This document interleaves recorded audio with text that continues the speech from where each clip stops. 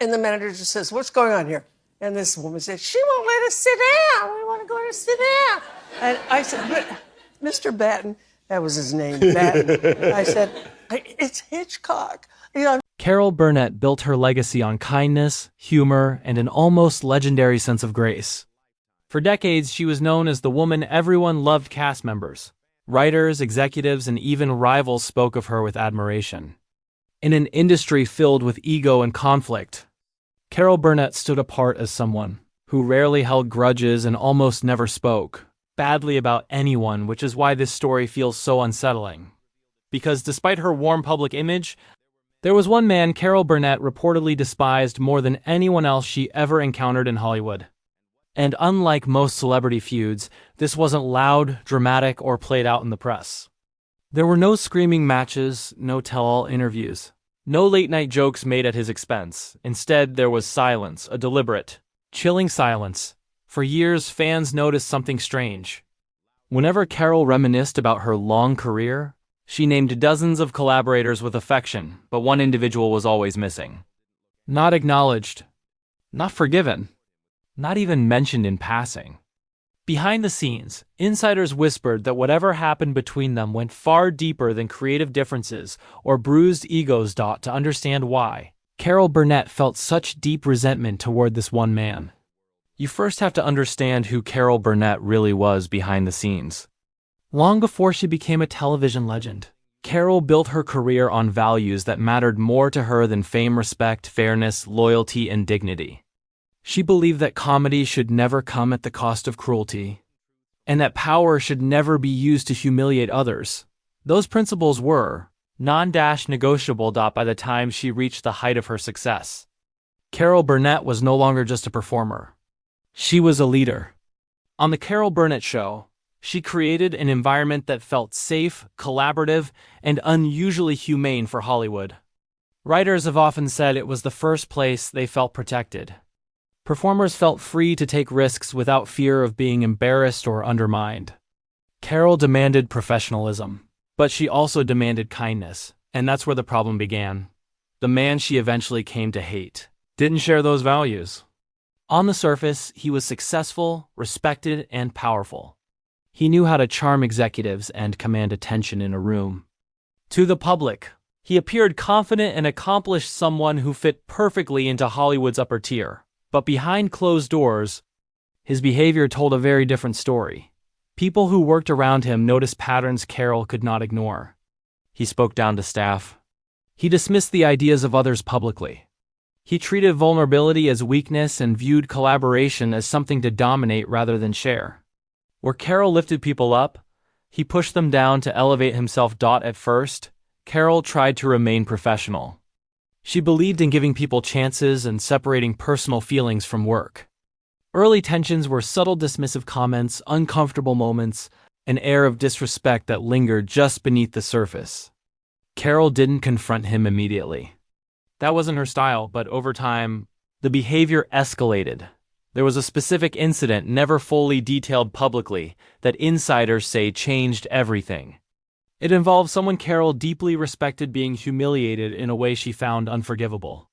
Not accidentally, not in the heat of creative disagreement, but deliberately.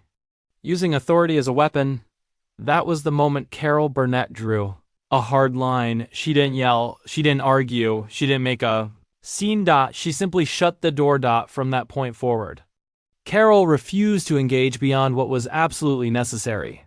No social interaction, no professional warmth, no future collaboration.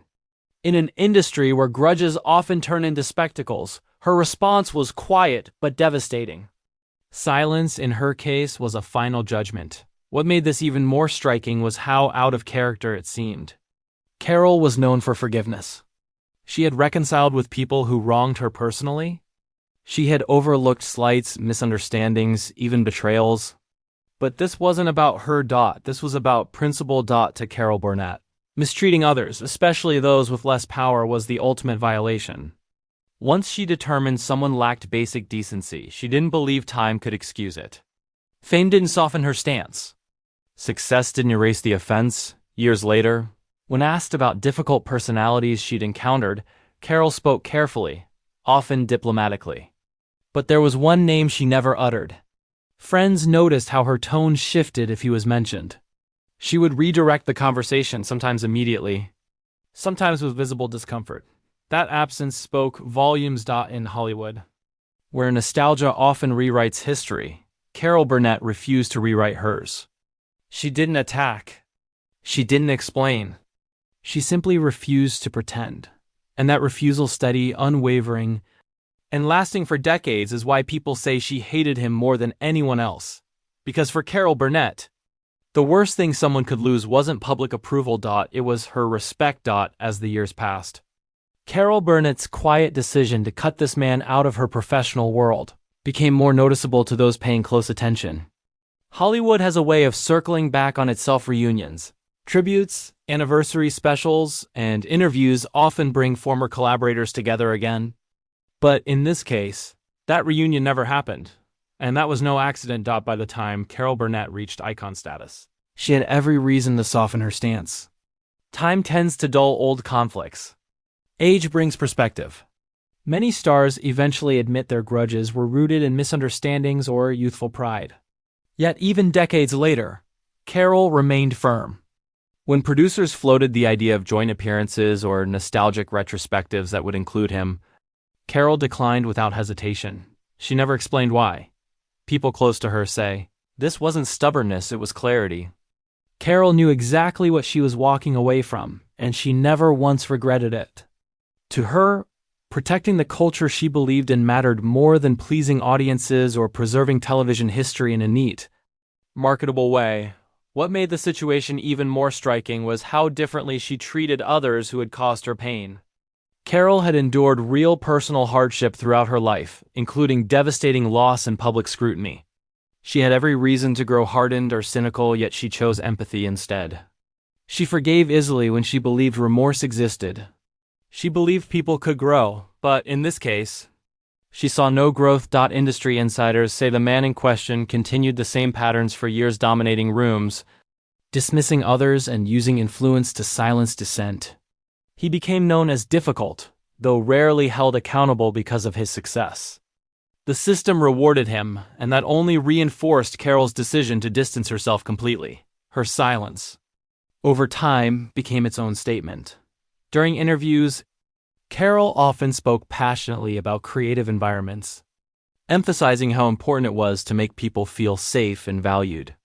She stressed that comedy thrived on trust, not fear. Many listeners didn't realize these weren't abstract ideas. They were lessons shaped by real experiences, including this one. On several occasions, interviewers gently tried to steer her toward naming difficult colleagues. Carol always declined. She would smile politely and say she preferred to focus on the positive. But longtime fans noticed a pattern. Certain names were celebrated. Certain eras were warmly remembered. One era and one man were consistently missing. Behind the scenes, younger performers sought Carol's advice. She often encouraged them to pay attention, not just to talent, but to character. Watch how people treat those who can't help them, she reportedly said more than once. Those words carried weight because they came from lived experience. What's remarkable is that Carol never attempted to damage his reputation. She never warned the press. She never leaked stories. In an industry where quiet revenge is rare, her restraint was unusual. But to her, dignity mattered more than exposure. Her power came from choice. By refusing to participate in anything that validated him, Carol exercised a form of control that didn't rely on confrontation. She didn't need to win publicly. She needed to remain true to herself privately. Even as fans speculated, Carol stayed silent. That silence protected others, but it also protected her peace. She understood that revisiting the situation would only give it new life, and she refused to let it take up space in her later years. In the end, her stance revealed something profound about who Carol Burnett was.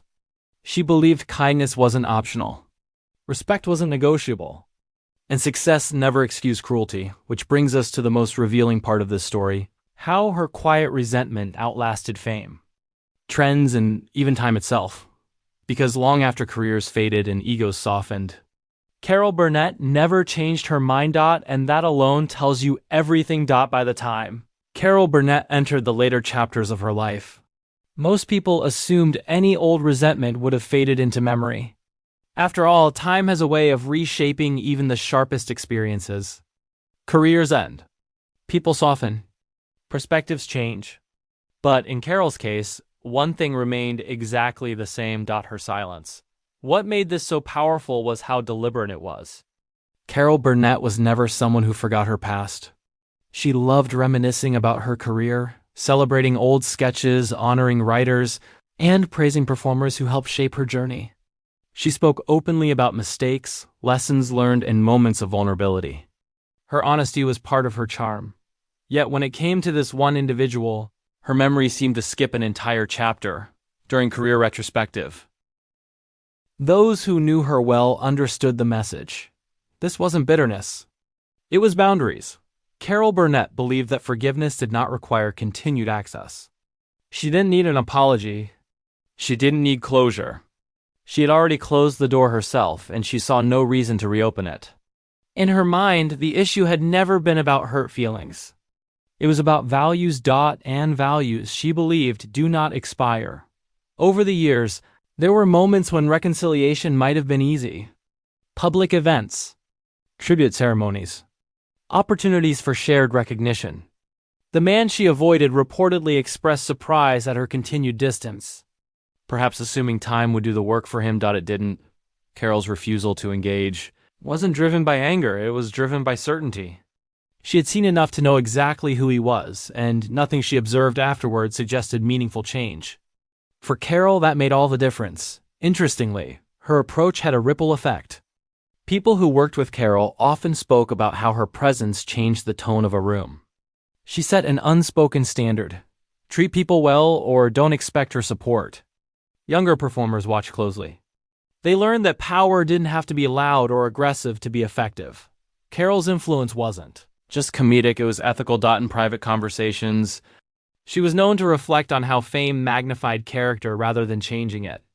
Success doesn't make people better, she once implied. It just shows you who they really are. That belief clearly shaped how she viewed the man she cut off. As decades passed, the industry evolved. Behavior that once went unchallenged began to face scrutiny.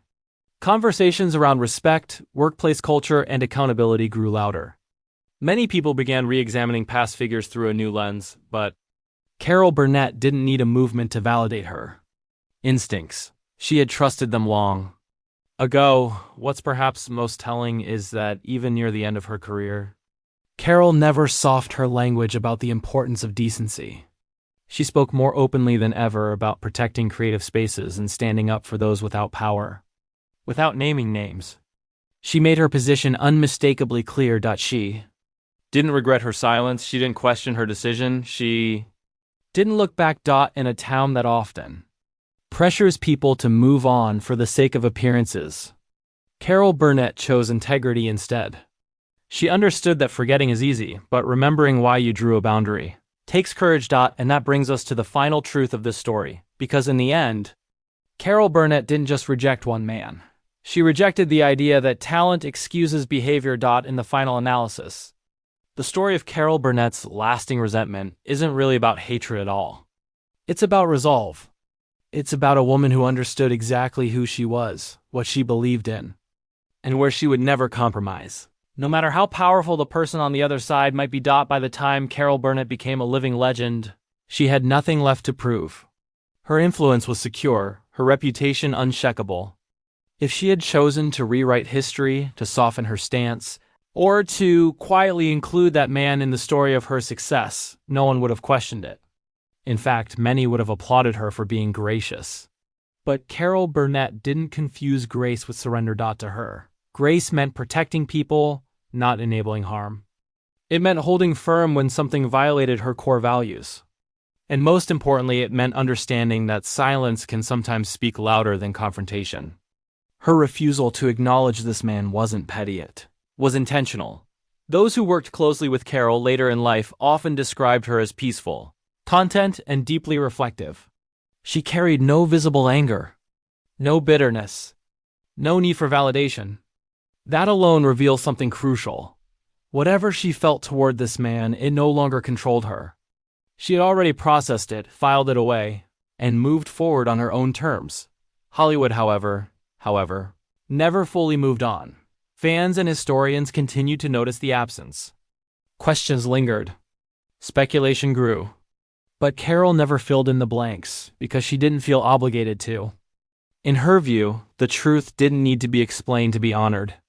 Her actions were explanation enough. What makes this story resonate today is how rare that kind of conviction is. In an industry built on image, alliances, and second chances, Carol Burnett quietly demonstrated that some lines once crossed permanently change how you see someone. And once your vision is clear, pretending otherwise only creates dishonesty.